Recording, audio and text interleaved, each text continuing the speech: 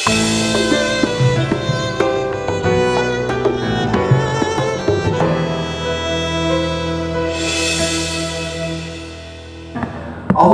Akbar, Allahu Akbar, la ilaha illallah.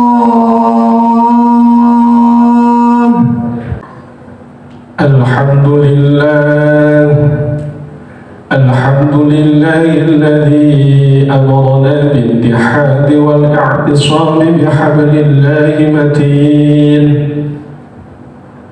أشهد أن لا إله إلا الله وحده لا شريك له إياه نعبد وإياه نستعين أشهد أن سيدنا محمدا عبده ورسوله الصادق الوعد الأمين اللهم فصل وسلم وبارك على سيدنا ومولانا محمد وعلى آله وصحبه أجمعين أما بعد فيا أيها المسلمون أوصيكم ونفسي بتقوى الله اتقوا الله حق تقاته ولا تموتن إلا وأنتم مسلمون.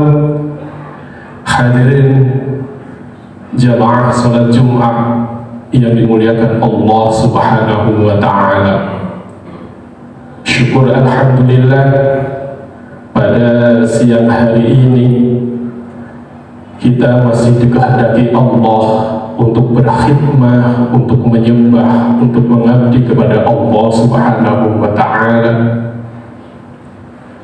Ini semua karena anugerah hidayah ma'unah dari Allah Subhanahu wa Ta'ala, sehingga mudah-mudahan nikmat yang agung ini senantiasa Allah berikan kepada kita ila yaumil qiyamah. Amin ya rabbal alamin. Hadirin jamaah salat Jumat yang dimuliakan Allah Subhanahu wa Ta'ala, sudah menjadi kesunahan, sudah menjadi kebiasaan, sudah menjadi umum ketika seseorang dalam perjalanan kehidupannya mengalami siklus naik turun.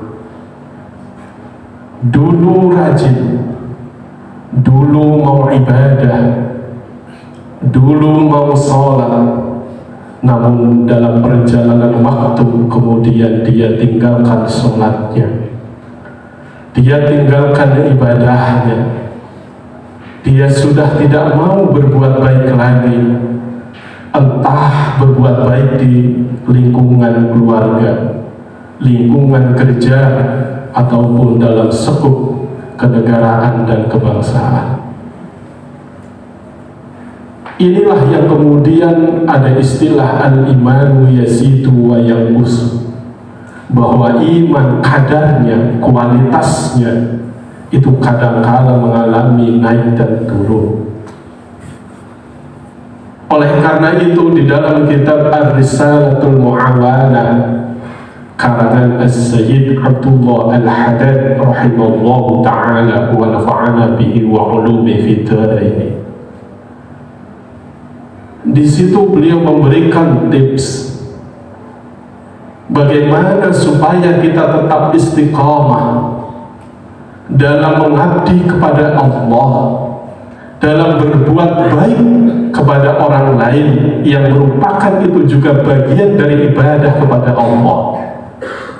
Maka beliau memberikan resep 3 hal, memberikan tips 3 hal.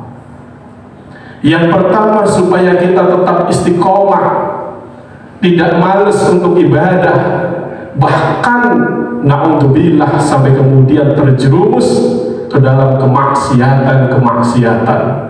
Maka yang pertama adalah, kata beliau, hadirkan Allah di dalam setiap waktu dan keadaan.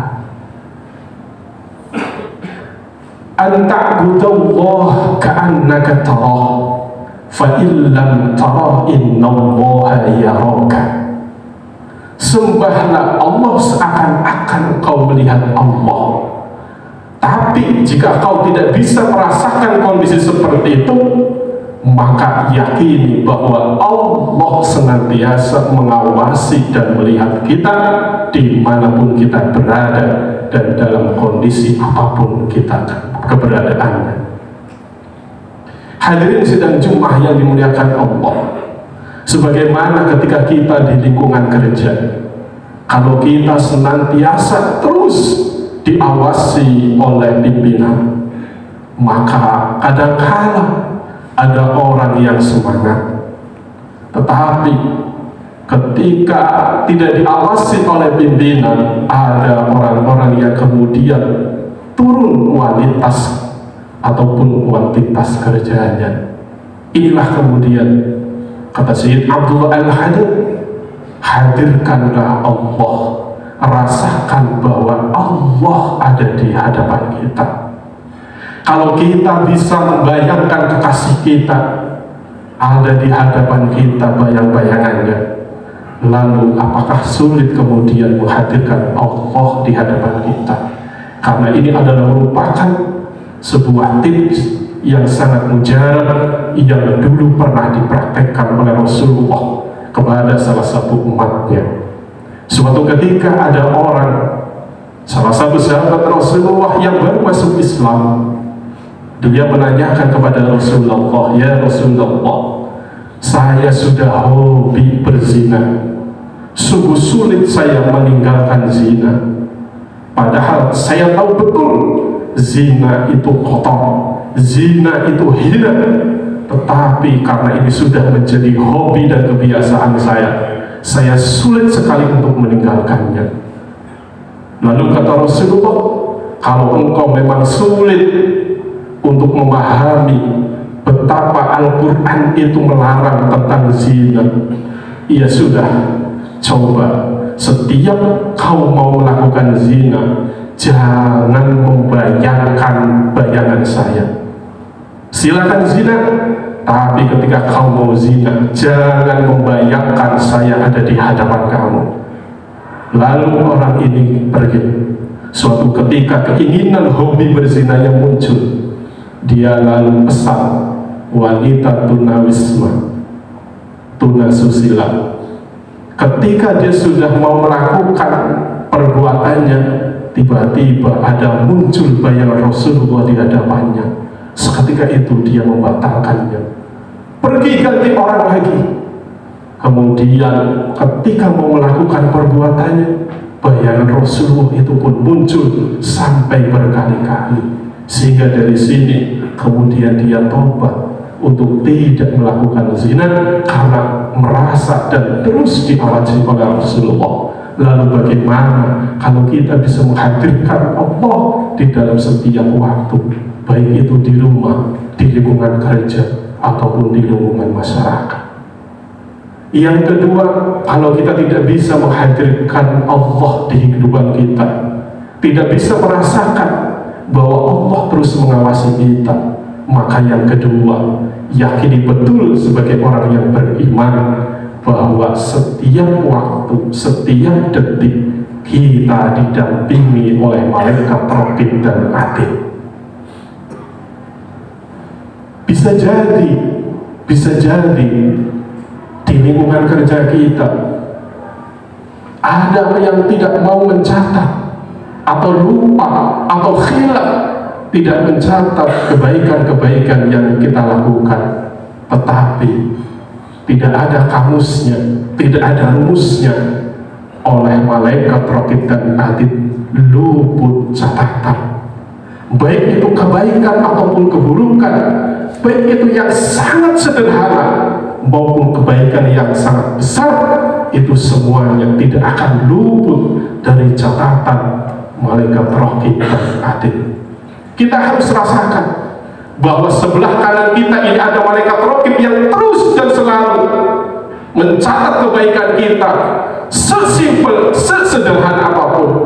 Dan ingat, di sebelah kiri kita ini selalu didampingi oleh malaikat atid yang selalu mencatat keburukan kita. Sesimpel keburukan, sesederhana keburukan ataupun yang besar dari keburukan itu. Yang kedua juga tidak bisa, kata beliau yang terakhir, coba bayangkan bahwa kematian kita ini sangat dekat. Banyak orang yang kemudian ditanya, siapkah meninggal sekarang?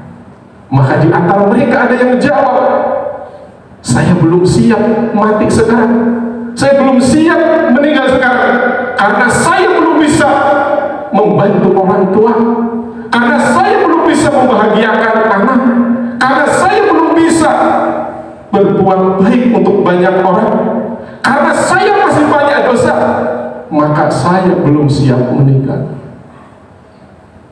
Maka kata beliau, Sayyid Abdullah Al-Haddad, coba, kematian itu pasti, la yastakhiruna sa'atan wa la yastaqdimun. Ketika itu datang, tidak ada satupun orang yang bisa memprediksi kapan itu datangnya, tetapi itu merupakan hal yang paling dekat. Dan kita harus menyadari itu semua, bahwa kematian seseorang itu sangat dekat. Karena ketika Imam Ghazali ditanya, ya Imam, hal apa yang paling dekat dengan diri kita? Apakah itu nadi? Apakah itu jantung? Apakah itu anggota tubuh yang lain? Ataukah keluarga kita? Bukan. Hal yang paling dekat dengan diri kita adalah kematian. Sehingga kalau kita menyadari bahwa kematian itu dekat, maka kita akan bersungguh-sungguh untuk terus berbuat baik apapun kondisinya. Jangan sampai kemudian kita berbuat baik kepada orang lain, gara-gara orang lain tidak merespon dengan baik, lalu perbuatan baik kita anggap sia-sia dan berhenti untuk berbuat baik. Itulah 3 hal yang mungkin bisa kita praktekkan supaya kita tetap istiqomah. Apapun keadaannya, apapun kondisinya, kita harus tetap selalu ibadah kepada Allah, karena kita ini adalah hamba, kita ini adalah makhluk. Maka wujud penghambaan kita sebagai pengakuan bahwa diri kita ini adalah makhluk, maka kita harus ibadah, harus sholat. Jangan sampai kemudian sholat itu ditinggal. Mudah-mudahan khutbah yang singkat ini membawa manfaat fi dini wa dunya wal akhirah. A'udzu billahi minasy syaithanir rajim. Bismillahirrahmanirrahim. Wal 'asr innal insana lafi khusrin illa alladziina aamanu wa 'amilus shalihati wa tawassaw bil haqq wa tawassaw bis sabr. Barakallahu li wa lakum fil Qur'anil 'azim wa nafa'ani wa iyyakum bima fihi minal ayati wa dzikril hakim. Taqabbal minni wa minkum tilawatahu innahu huwas samiul 'alim. Allahumma salli ala sayyidina Muhammad wa ala ali sayyidina Muhammad.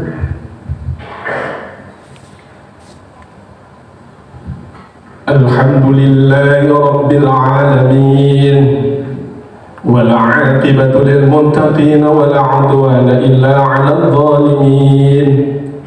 Asyhadu an la ilaha illallah wahdahu la syarika lah, wa asyhadu anna sayyidana Muhammadan 'abduhu wa rasuluh. Allahumma salli wa sallim wa barik ala sayyidina wa maulana Muhammadin wa ala alihi wa ashabihi wa man tabi'ahum bi ihsanin ila yaumiddin. Amma ba'du, faya ayyuhal hadirun, usikum wa nafsi bitaqwallah. Ittaqullaha haqqa tuqatihi wa la tamutunna illa wa antum muslimun. واعلموا أن الله أمركم بأمر بدأ فيه بنفسه وثنى بالملائكة المسبحة بقدسه، وقال تعالى في القرآن العظيم وهو أصدق القائلين: أعوذ بالله من الشيطان الرجيم، بسم الله الرحمن الرحيم، إن الله وملائكته يصلون على النبي يا أيها الذين آمنوا صلوا عليه وسلموا تسليما. اللهم صل وسلم وبارك على سيدنا محمد وعلى آله وذرياته أجمعين، ورضي الله عنهم عن صحابة رسول الله أجمعين. اللهم اغفر للمسلمين والمسلمات والمؤمنين والمؤمنات الأحياء منهم والأموات.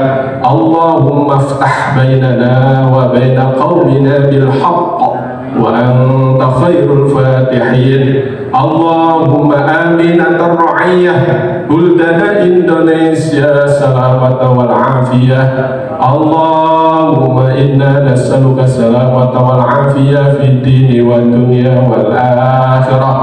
ربنا آتنا في الدنيا حسنة وفي الآخرة حسنة وقنا عذاب النار، والحمد لله رب العالمين. عباد الله، إن الله يأمر بالعدل والإحسان وإيتاء ذي القربى وينهى عن الفحشاء والمنكر والبغي يعظكم لعلكم تذكرون. واشكروه على نعمه يزدكم